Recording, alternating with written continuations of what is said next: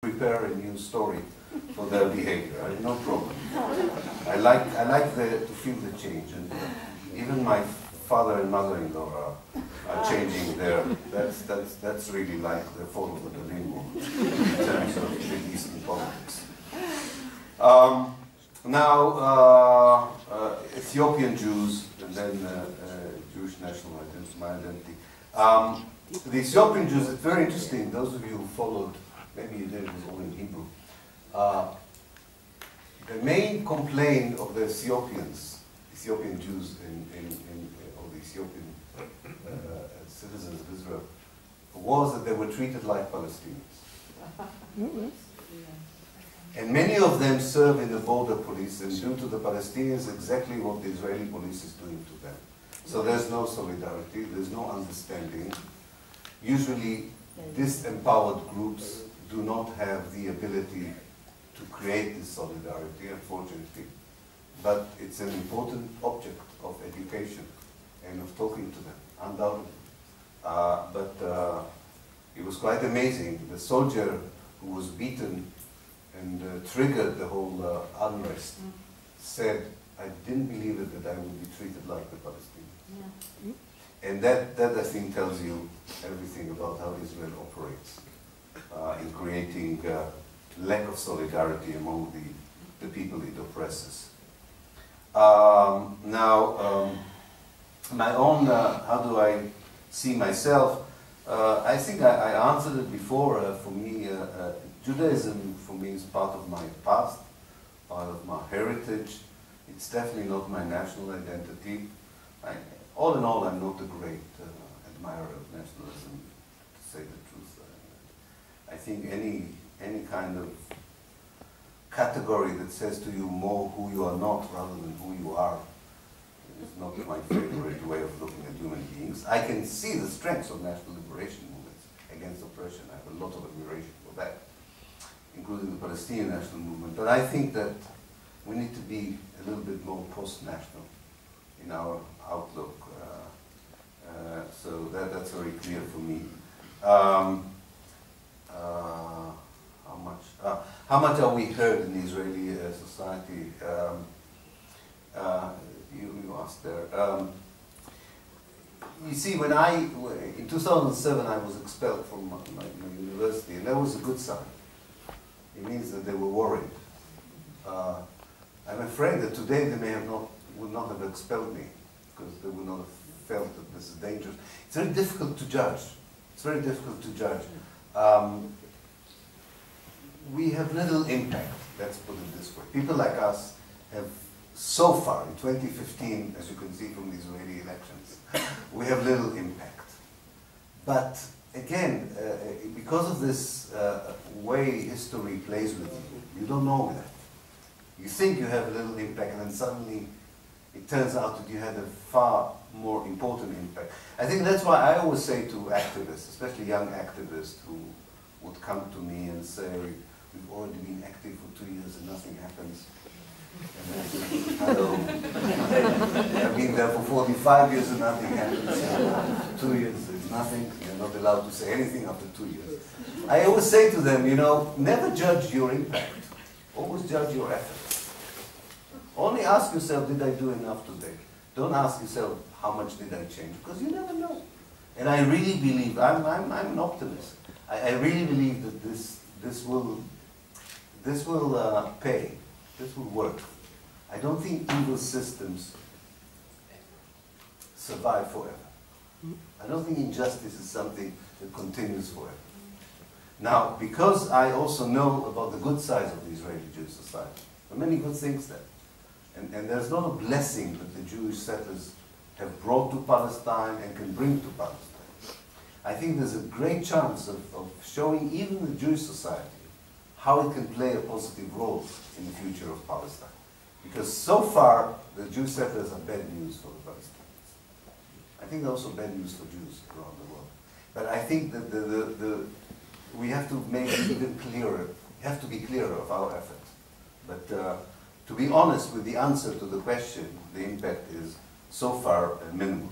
Strategy, I think that Israel is a weird place.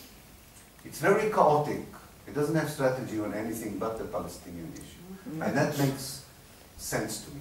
It's a settler colonialist project. It cannot allow itself not to have a strategy about the native population. The Israeli strategy is very simple.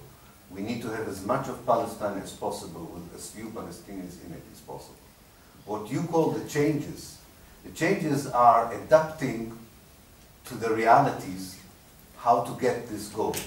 And I'll give you one short example. In 1948, David Ben-Gurion, the leader of the Zionist movement, believed that you can get this goal by expelling half of Palestine's population. Of course, he wanted to expel all the Palestinians, but it didn't work out for him. After 1967, it was clear to the Israeli politicians you cannot do 48 again.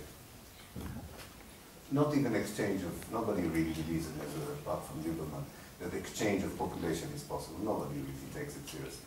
What the Israelis take seriously, unfortunately, is a new plan.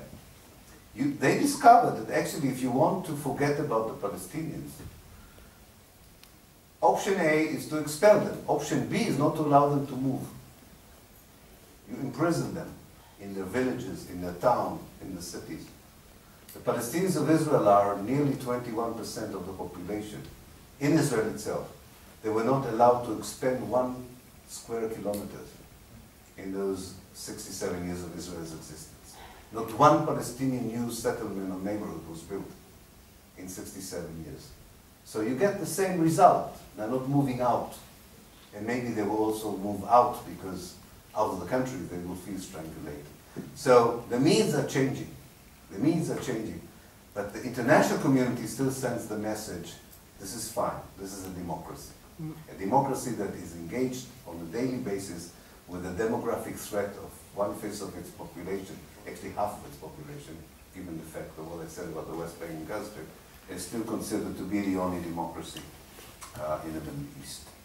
Finally, I agree about the difference on the refugee question.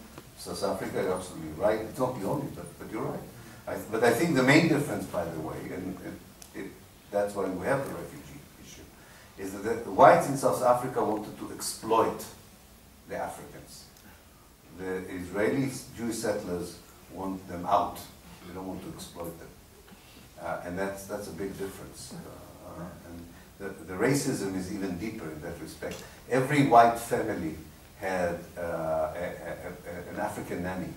Children in even the most racist white supremacist families grew with an African nanny, African family next to them.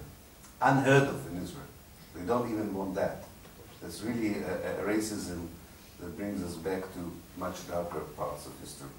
Now, about, finally, B'Tselem, of course, a very important organization that records the injustices. It tends to be very conservative, so people are sometimes annoyed because it tries to give the minimal picture. But I think it's important also to give the minimal picture because it's so bad as well. I still would like, as I said before about other organizations, I want B'Tselem and the others to walk the extra mile. I think they all tried to avoid the question of Zionism. It is if you would attack apartheid South Africa on a certain policy, but would say apartheid is not to be questioned. And that's the problem of these organizations. Okay, thank you. Thank you very much.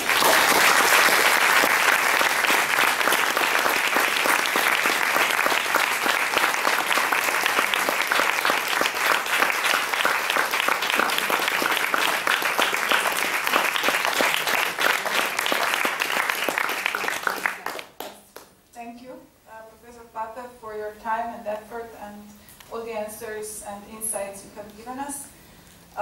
Thank you for being here. Thank you for Cankarjevem for having us here, for BDS, for bringing Professor Pappe to Slovenia.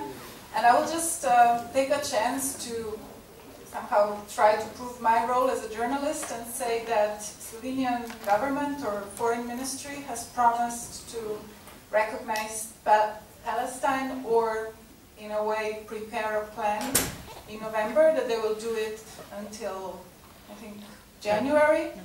Now it's May, it still hasn't happened. In the last interview Foreign Minister gave, he said that no matter what EU does, Slovenia will recognize Palestine until the end of the year.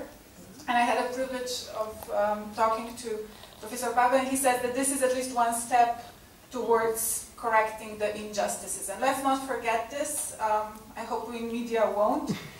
And then also another news, there is SodaStream devices in Miller. There are many products from Israel in the shops. So be aware, decide what your responsibilities are. There is a lot of cooperation, either on the academic level or on the cultural level between Slovenia and Israel. And maybe we can be utopian in believing that dangerous or brave ideas can sometimes change or bring little changes that then bring the right change.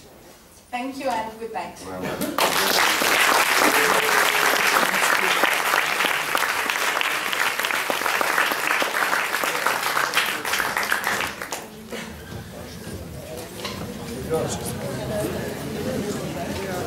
Just late.